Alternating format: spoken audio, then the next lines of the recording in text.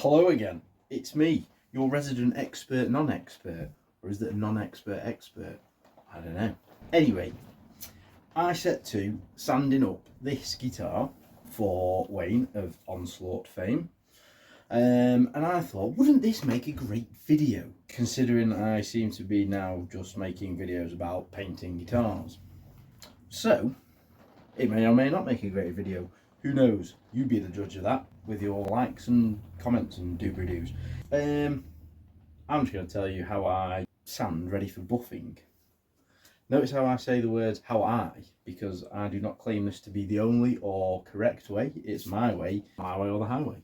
And it seems to work. You can tell I've already sanded the top because it's dull compared to the back. Let me try and explain a bit of what I do. Let's put my serious head on just for a minute. Where do I put this? Where shall I put it? Put it there. Move that as well. I just like to fidget. Let's rewind. What was I saying? Yes, sanded top. So my process is get it sprayed, clear goes on. There's obviously more to it than that. Maybe I can do a full video of that one day. Who knows? But what I like to do, this is poly by the way, polyurethane, far superior to nitro. Fight me. Poly. Here's what I do. I spray. Once I've done all my colour and everything, once I'm happy and it's ready for clear, it gets 3 coats of clear. Not 2, 3 coats. That many. Then we'll let that cure for a bit. Then I'll flat sand that and give it another couple. Just for good luck. Really, that just gets a really nice shiny finish basically. So this has had its final coats. This is what it looks like. I hope you can see that. That's after its final couple of coats. And we have sanded the top. As I said before, it was at this point that I decided I would film it. I love this guitar by the way, it's so cool. Let me see if I can show you, probably not, because the phone that I'm filming this on is over there and I'm over here. Could do with like a cameraman to help with angles. So when you spray this, some of you may have heard of the term orange peel. It's basically when you spray it, it sometimes looks like the peel of an orange. Got little undulations and surface, so this is why we wet sand it and buff it to get rid of them so it's smooth like glass, hopefully. But the idea with me doing the 2-stage sanding and the extra coats, blah blah blah, you take the original orange peel out with the first round of sanding, the final coats of clear go down a lot smoother, a lot nicer, which makes the final sanding now a lot easier. This is kind of like the cool final credit stage. So this is the bit you just want to like get on, get it done and see what the guitar's going to look like when it's all shiny. Woo! Basically, you sand it. Going back to the orange peel, let's pretend my hand is said finish, and we're sanding. Ooh, sand, sand, sand. Ooh, sand friends. So this is the divots that we've got. You sand these high bits, and it all goes flat. That is the worst demonstration ever, but I like it. Any low spots will stay shiny, and the idea is we are going to sand down the high spots to meet the low spots, and then it will be all nice and smooth and flat. There's a really good bit up here that I want to show you. It really demonstrates it well. No chance of seeing it. And this is why we do the previous sanding, which I do at 1000, and then put the 2 final coats on. It means I can just go straight on with 1500 grit, 2000 grit after that, and that generally gets everything out on the buffer. The buffer gets everything out. Some people go higher. Yeah. Seems to work for me this way. The buffing setup in the compound that I have says it's good for 1500 grit, so that's why I like to go to 2000 grit, just that little bit extra to help it. Quit your jibber jabber. I have a spray bottle with water, that's northern for water. Got my 1500 grit wrapped around a little block. Give a bit of water on the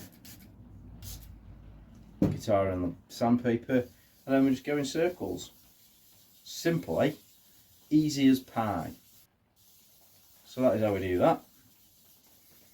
Like so. Have a cloth, wipe it off every now and then just to check. As I was saying before about the highs and low spots, we can get it on the right angle and we can get the light on it and we can see if there's any bits left in the where we've just sanded. If there are, we go on again. Awkward silence. Give it a wipe, check it over. Happy days. This bit's done. Move on to the next bit. So pretty much that's it. Well, it's not pretty much that's it. That really is it. We're checking it fairly often. Obviously, you can sand through. That is one of the main hazard of this. The advantage of doing it the way I do it is that because I've done the previous round of clear and then sanded that flat, that should be nice, give me a nice flat base, and any sand through should have happened in that, which would then be covered over with the new round of clear. And then this enables us to use the 1500 grit, which is a lot less aggressive and should cause less problems. We change sanding patterns when we change grits, so that we can see the scratches from the previous sandpaper. Very clever. Yes, it has been working for me. This is obviously not the be all and end all. There's a bit more to it, you know, a bit of finesse. You need to learn how things, learn to read the sandpaper and the finish, blah blah blah. But it works for me. I think that's pretty much about it. What to do now? Come back when we're at 2000 grit. That's a good idea. See you in a minute.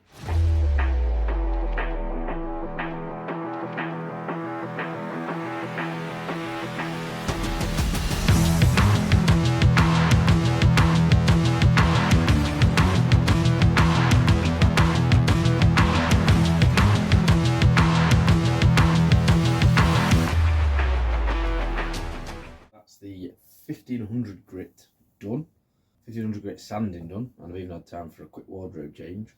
Now on to 2000 grit, and this time, this round, this grit level, this sandingness.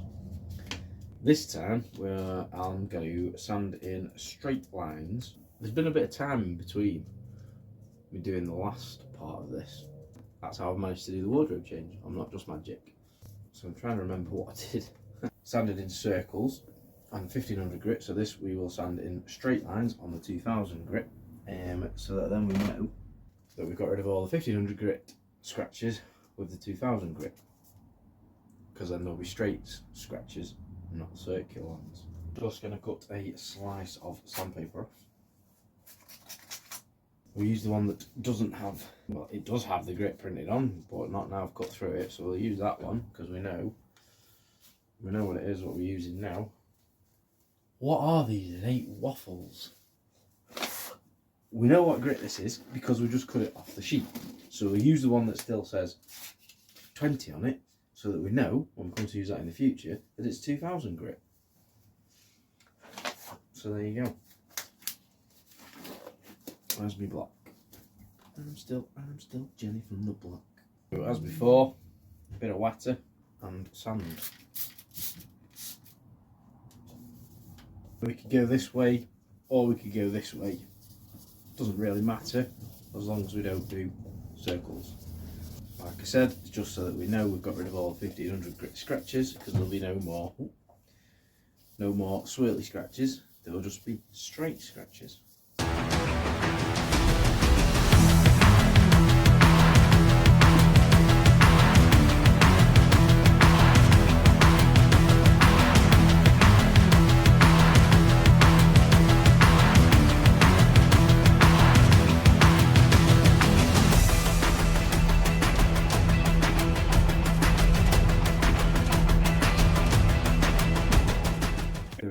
Front is all done, all sanded. 2000 grit. You can almost start to see some of the shine coming out in places. I'll not bore you with the details, but I'll finish this off, headstock, back and sides, and then we'll be ready for the Buffinator 3000. That makes me sound so weird. Then I'll be ready for the buffing wheel.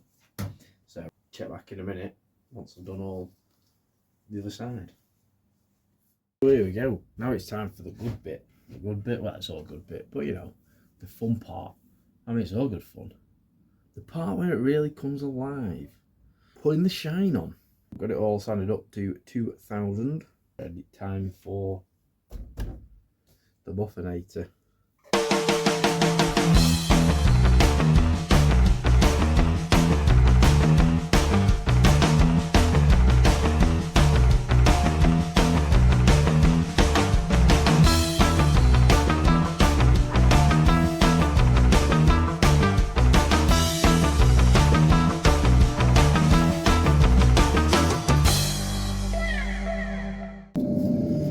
I just feel as though I should do a bit of waffling here at this point before I completely start on the back. I had an idea of something that I wanted to say. It was in my head before, and now it's gone.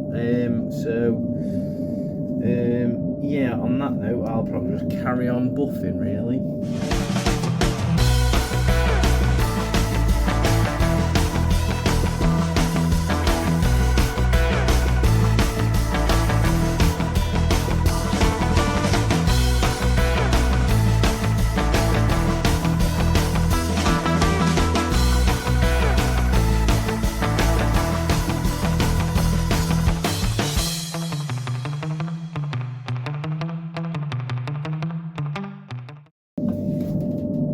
Quick wheel change so I can get in the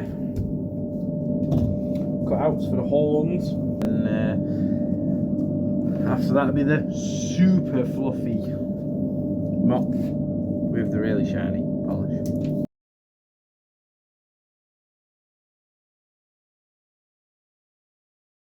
As you can see, it's a bit awkward to get in these. I really need to get a different system for getting in these corners, I suppose, for doing that, but I can finish these little bits. I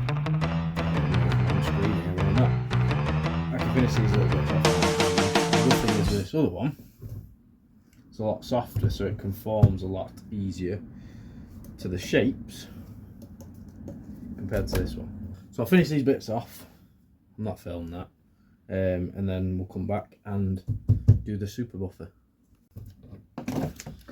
Now I know what you're thinking, and no, I haven't got any idea what a super buffer is either.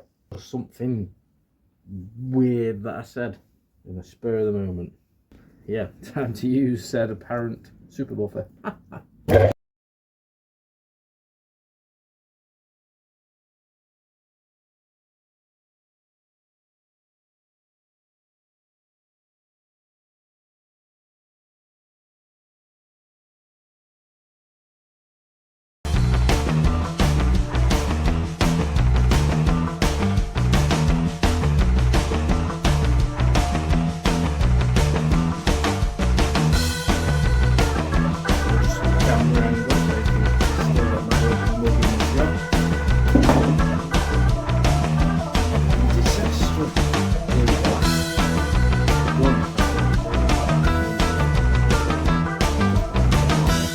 Dust from the compound. Don't want it stealing the thunder, do we?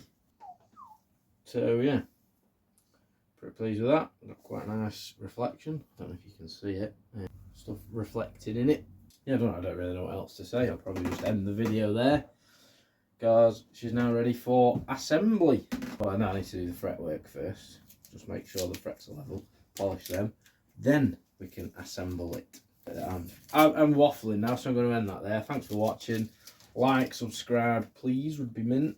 If you fancy it. If you don't like, then you can just don't like it or unlike it. I don't know what the word is. That's fine. But if you do like it, and you like me and my terrible charm, yeah, maybe think about subscribing. That would be great. One day I will do a proper plug. Bye.